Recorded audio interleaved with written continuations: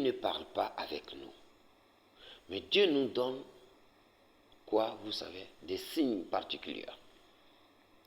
Ces signes, c'est des remarques. Ce qui fait qu'il y a des gens qui deviennent charlatans en lancer de courrier.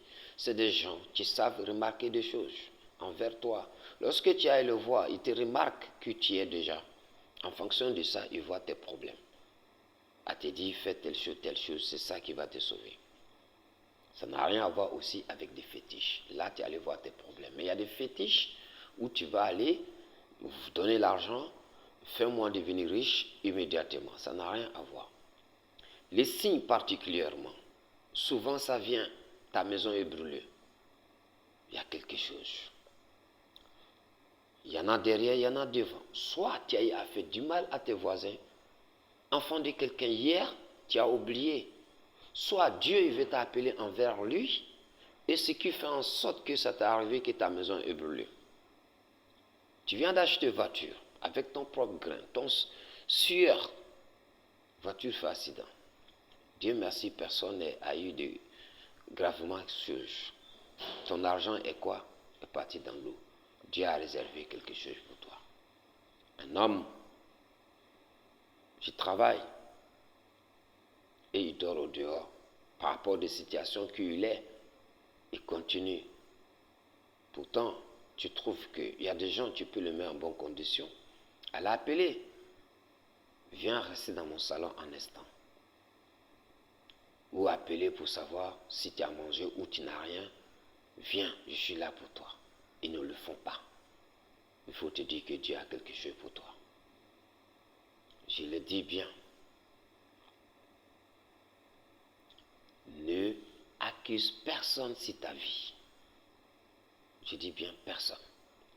Si je vous dis une chose, je connais un monsieur qui est africain, qui est arrivé en France en 1986. Non, il est arrivé en 2006 en France. Ce monsieur a fait tout. Il a eu ce qu'on appelle papier. Après ce monsieur, il a habité où? À Pau. Vous savez, Pau, ça fait combien de kilomètres? Et à Paris. Le monsieur a un logement là-bas. Il vient à Paris pour travailler. Au moment où le monsieur travaille, il avait des familles à Paris. Il avait plus de 15 personnes qui connaissent, des amis, des familles, des sœurs, des nièces. Chacun est chez lui. Mais à un moment donné, personne a eu courage de prendre son téléphone pour l'appeler. Joseph, comment que tu vas? Tu es où? Personne. Pendant le Covid, le monsieur a dormi au dehors. Souvent, il ne mange même pas. Il n'avait pas mangé. Tout s'était fermé. Le monsieur restait comme ça. Boit de l'eau pour dormir. Matin, il se lève, il travaille. Souvent, il dort en bas du métro. Souvent, il dort dans l'escalier. Il demande logement. On dit non, vous avez un logement à Pau. On ne peut pas vous donner logement. Il faut que vous résiliez là-bas. Le monsieur, il a des valeurs, des habits, des matériels, des machines à laver, des frigos. Ça veut dire qu'il a des valeurs, mais il paye la maison toujours là-bas. Il ramasse les affaires, où il va les mettre, il ne sait pas. Le monsieur a subi tout cela. Personne ne l'a appelé. Après ce qu'on entend de lui-même, quand il a expliqué, il m'a dit, et ses paroles lui disent que c'est bien fait pour lui, qu'il va souffrir toute sa vie. C'est ce que ses parents ont dit. Parce que la personne qu'on lui a parlé, cette personne, il connaît ce monsieur. Un jour, il voulait prendre transport à la gare de l'Est. Et voilà, il a vu les gars en train de travailler. Parce qu'il fait sécurité. Il a dit, tiens, ça va? Il dit, oui. Comment tu vas? Il dit, oui. Il dit, mais tu travailles ici? Il dit, oui, depuis longtemps. Mais tu habites où? Je ne sais pas, je dors où je trouve la nuit pour travailler. Il a dit, ah ouais? Il dit, oui. Il dit, mais j'étais d'un de tes parents, il m'a dit oui, c'est bien fait pour toi, nanana, c'est quitté, c'est rentré ici. Le monsieur il sort dans sa bouche, il dit à ce monsieur, il dit que ça, ce n'est rien du tout.